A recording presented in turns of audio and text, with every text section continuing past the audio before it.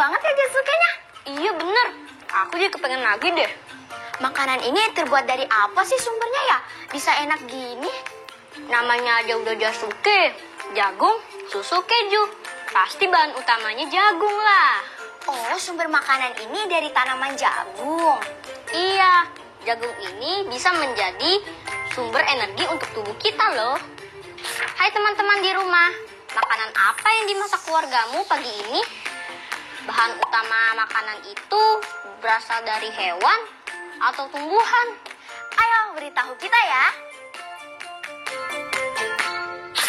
Rio, aku jadi ingin lebih tahu lagi deh tentang makanan sebagai sumber energi. Wah, aku juga sama nih. Bagaimana kalau kita tanya Kakak Zara aja? Boleh, yuk kita tanya. Ayolah. Ayo. Kayaknya ada yang manggil-manggil nama kakak nih. Iya, Kak. Kayaknya juga ada yang penasaran sama sumber makanan ya? Iya, Kak. Betul banget. Pas banget, kakak punya buku. Lihat deh, judulnya Aliran Energi dalam Jaring-Jaring Makanan. Wah, kedengarannya seru juga tuh. Tolong bacain buat kita ya Kak, dan teman-teman di rumah. Boleh banget, pasti akan kakak bacain. Tapi sebelum itu, kita berdoa dulu yuk, agar kegiatan kita hari ini berjalan dengan lancar. Yuk. Amin. Ya udah siap belum dibacain? Siap Kak. Ayo, langsung aja kita mulai. Penasaran nih aku Kak. Yuk. Tahukah kamu, pada rangkaian peristiwa makan dan dimakan, tumbuhan berperan sebagai produsen. Hewan herbivora berperan sebagai konsumen tingkat pertama, karena memakan tumbuhan secara langsung. Karnivor akan menempati urutan sebagai konsumen tingkat kedua, karena dia memakan hewan di tingkat pertama. Karnivor tingkat kedua akan dimakan oleh karnivor tingkat ketiga. Konsumen tertinggi atau tingkat keempat akan diisi oleh predator utama yaitu karnivor dan omnivor. Urutan ini menggambarkan bagaimana energi mengalir dalam sebuah ekosistem. Suatu ekosistem tidak hanya terdiri atas satu rantai makanan, tetapi banyak rantai makanan. Beberapa rantai makanan ini disebut jaring-jaring makanan. Jaring-jaring makanan menggambarkan hubungan pemangsa dan aliran energi dari satu spesies ke spesies yang lain. Padi akan dimakan oleh ulat, belalang, dan tikus. Sementara itu, ulat dan belalang juga memakan tumbuhan lain. Kemudian, ulat dan belalang akan dimakan oleh ayam. Sedangkan belalang dan ulat akan dimakan oleh katak. Tikus akan dimakan oleh ular dan elang. Kemudian, ayam juga akan dimakan oleh elang. Bahkan, elang sendiri juga akan memakan ular. Melalui proses inilah, hewan mendapatkan energi untuk bergerak dari makanan yang dimakannya. Nah, jadi kayak gitu prosesnya. Sekarang giliran kakak mau tanya sama kalian. Yang bisa langsung jawab ya.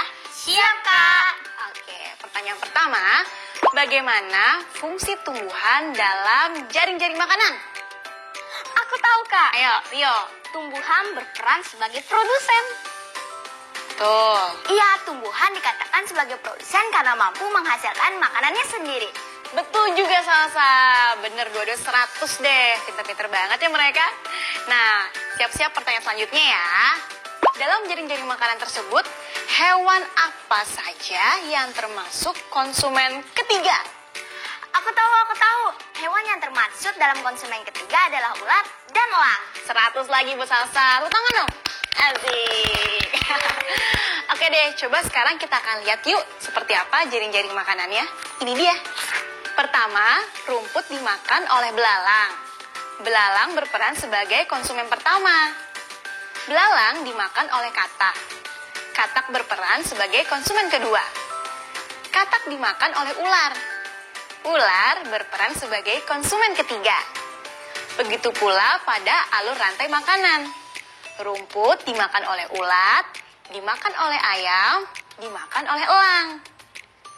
Elang menduduki posisi konsumen ketiga. Nah, untuk pertanyaan selanjutnya, giliran teman-teman di rumah yang menjawabnya ya. Pertanyaannya, mengapa elang disebut sebagai konsumen keempat atau predator puncak? Menurut kamu, apa yang terjadi jika elang diburu manusia dari ekosistemnya? Ayo teman-teman, jawab ya. Mintalah keluargamu di rumah untuk mengecek jawabanmu. Nah, ini kakak punya 2 kertas nih. Kakak mau bagiin buat Rio sama buat Salsa. Ah, ini buat apa, Kak?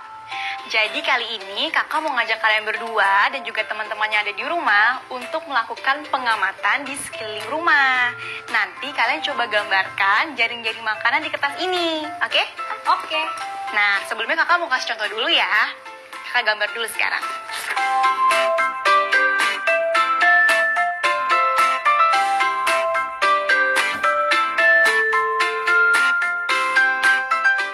Kurang lebih seperti ini gambarnya. Oh, gitu ya, Kak. Tapi nanti kalian bikinnya harus pakai konjungsi waktu. Apa itu konjungsi waktu, Kak? Konjungsi waktu itu adalah penghubung antar kata atau kalimat yang biasa juga disebut dengan kata sambung. Jadi konjungsi waktu itu adalah menjelaskan hubungan waktu antara 2 hal atau peristiwa. Nah, contohnya kayak gini, ada kata-kata setelah, sesudah, sementara. Paham gak nih? Tapi gimana, Kak, cara penggunaan kalimatnya? Penggunaan kalimatnya, oke, kakak kasih contoh ya. Misalnya bikin kalimat kayak gini. Tumbuhan akan menjadi energi setelah ulat, belalang, dan tikus memakannya. Oh, gitu ya, Kak? Nah, yang terakhir, coba kalian prediksikan. Kira-kira apa yang akan terjadi jika salah satu hewan pada ekosistem itu sudah punah atau mungkin sampai hilang? Contohnya kayak gini. Seandainya ada burung elang, sudah tidak ada lagi. Terus nanti keberadaannya si ular akan semakin banyak dan nggak bisa lagi kendalikan. Berarti nanti keberadaan ayam, kucing, dan tikus jadi makin dikit deh. Paham nggak? Oh, oke, Kak. Ayo, Salsa, kita mulai pengangkatannya. Ayo teman-teman di rumah, kita mulai ya.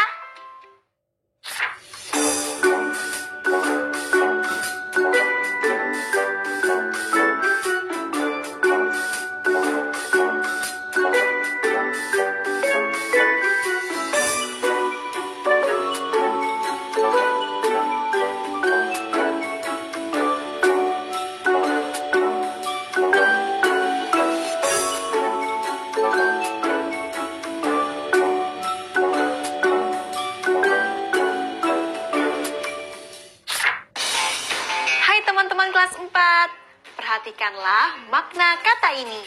Kata pertama, sebelum. Maknanya adalah ketika belum terjadi. Contoh, sebelum makan, kami berdoa lebih dahulu. Kata kedua, sesudah. Maknanya adalah sehabis, setelah. Contoh, sesudah membeli tiket, ayah langsung naik. Kata ketiga, ketika. Maknanya adalah waktu singkat atau waktu tertentu. Contoh, ketika ibu datang, aku baru bangun. Kata keempat, sementara. Maknanya adalah selama atau selagi. Contoh, sementara menunggu ibu, Nita mandi.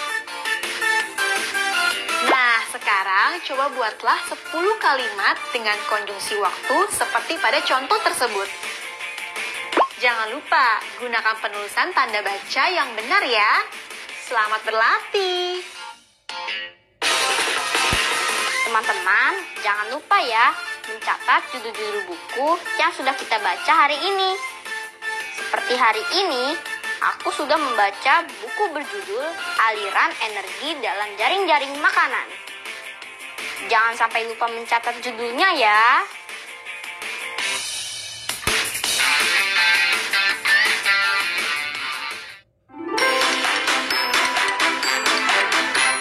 Sebuah tayangan untuk keluarga Indonesia, mengedukasi dan menginspirasi. berbagi kebahagiaan bersama teman-temanmu yang berprestasi dan berbakat. Buah Hatiku Sayang hadir setiap hari pukul 15 waktu Indonesia Barat.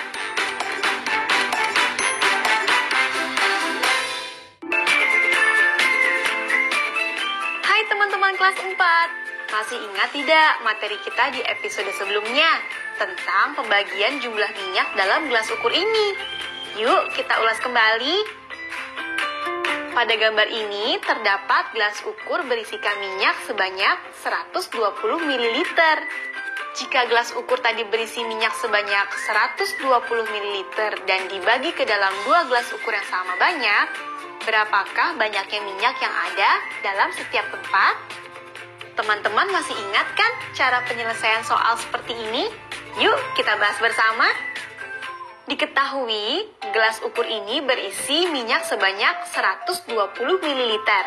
Kemudian, minyak tersebut dituangkan sama banyak ke dalam dua gelas ukur yang berbeda.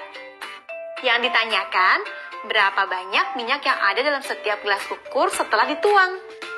Nah, kita bisa menjawab dengan cara berikut. Jika gelas ukur sebelumnya berisi 120 ml dan dituangkan sama banyak ke dalam dua gelas ukur berbeda, dengan demikian kita tinggal melakukan pembagian. Banyaknya minyak dibagi dengan jumlah gelas ukur, maka 120 ml dibagi 2 hasilnya adalah 60 ml. Jadi sekarang sudah kita ketahui bahwa setelah dituang ke dalam dua gelas ukur sama banyak, setiap gelas ukur berisi 60 ml minyak. Mudah bukan teman-teman? Yuk kita lanjut ke contoh soal kedua. Soal berikutnya, gelas ukur berisi 120 ml minyak goreng. Jika minyak yang ada di dalam gelas ukur tersebut dituang ke dalam 3 gelas ukur lain dengan sama banyak, berapakah banyaknya minyak yang ada dalam setiap gelas ukur? Gunakan cara penyelesaian seperti soal sebelumnya ya. Ingat, jumlah minyak dibagi dengan banyaknya jumlah gelas ukur. Kalian pasti bisa menjawabnya.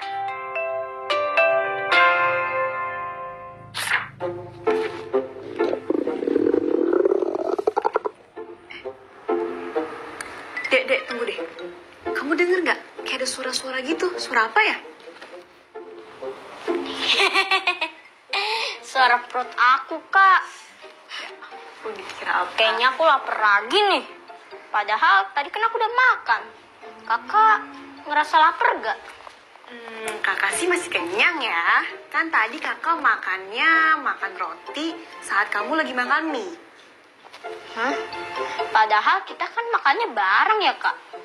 Kenapa aku cepat lapar gini?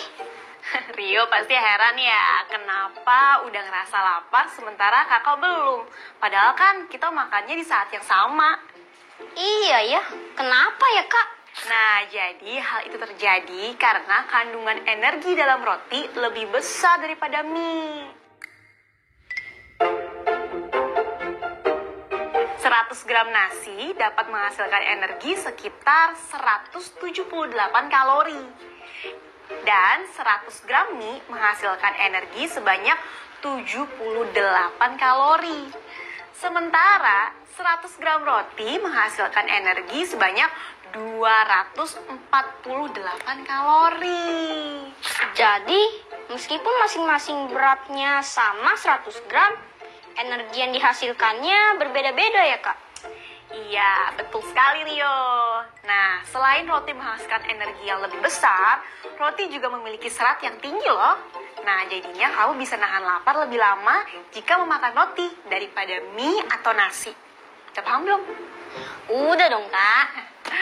Oke deh, kalau sekarang Rio udah paham, coba sekarang kakak mau nanya. Menurut kamu, manakah yang menghasilkan energi lebih banyak? Makan 1/2 roti atau 2/4 roti? Nah, 1 buah roti akan kita belah menjadi 2 bagian yang sama besar. Ketika roti sudah kita belah, maka 1 potong dari 2 bagian roti adalah 1/2. Selanjutnya, Rio yang jelasin. satu buah roti kita belah menjadi 4 bagian yang sama besar. Setelah dipotong, setiap bagiannya merupakan 1 dari 4 potongan roti atau bisa kita sebut 1/4.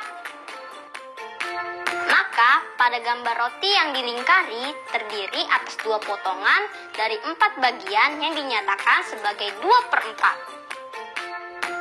Ayo teman-teman, manakah yang lebih banyak mengandung kalori? 1/2 roti atau 2/4 roti?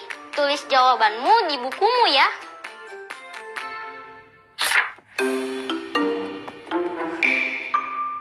Rio, nih tadi kan habis olahraga, kita butuh banyak cairan, minum air putihnya dulu ya. Waduh, haus banget. Harus dengan air putih ya kak? Emang tidak boleh ganti yang lain? Jangan salah, air putih ini manfaatnya penting banget untuk tubuh kita. Nah, Rio juga teman-teman di rumah, yuk kita akan cari tahu lebih lanjut apa manfaat dari air putih. Sebagian besar tubuh manusia terdiri atas air. Oleh karena itu, kamu perlu minum air yang cukup banyak.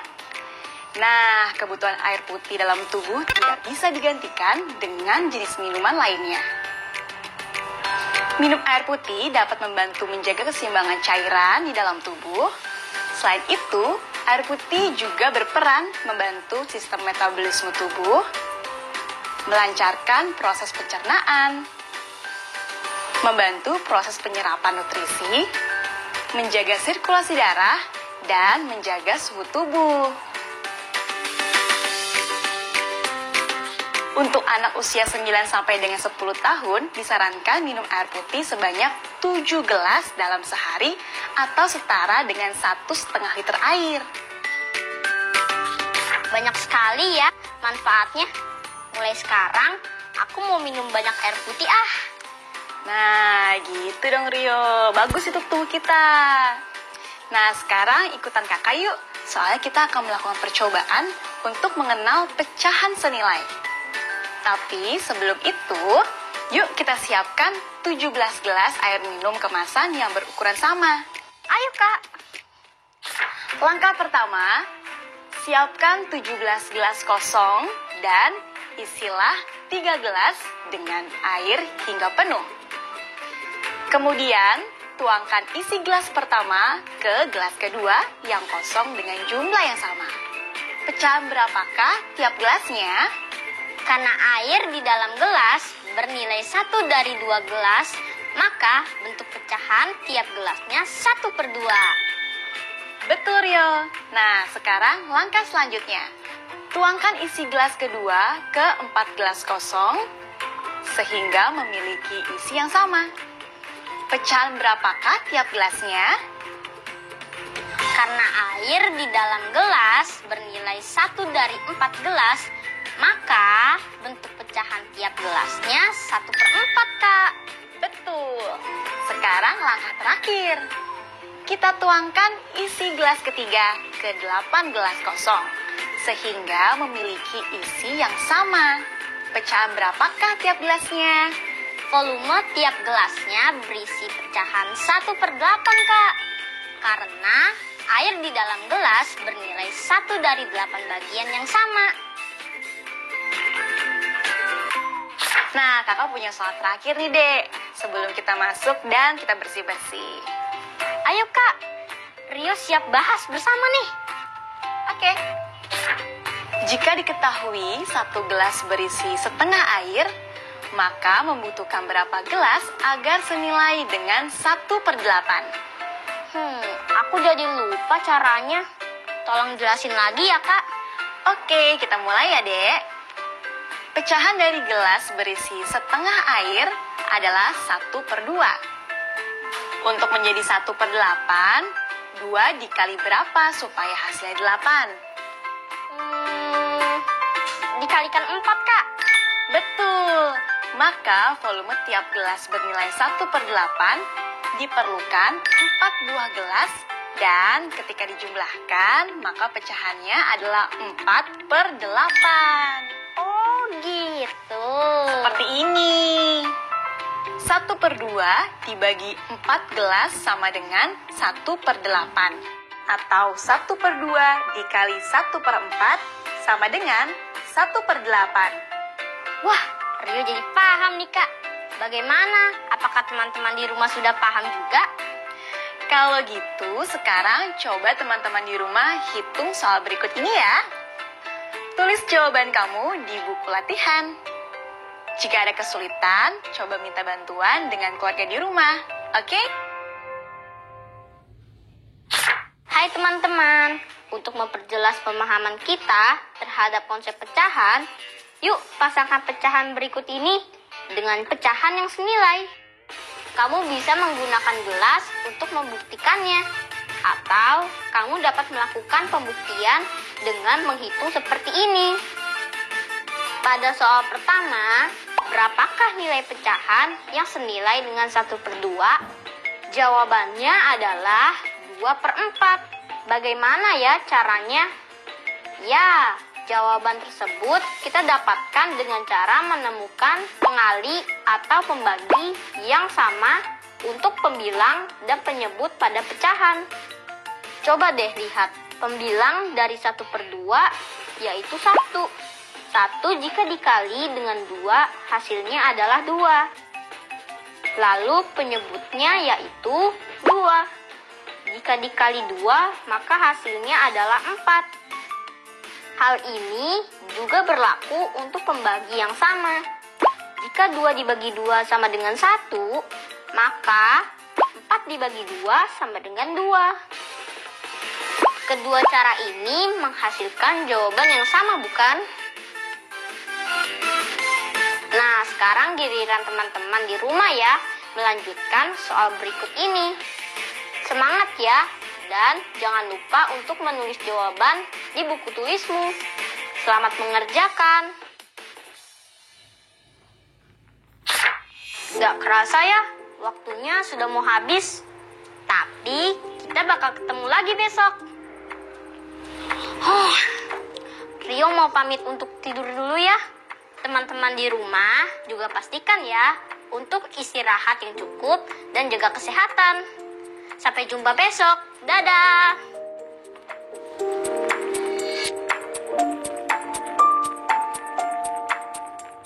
Sekarang tetap belajar dari rumah ya teman-teman. Ingat, jaga jarak, rajin mencuci tangan, dan pakai masker agar kita mencegah penyebaran COVID-19. Sampai jumpa.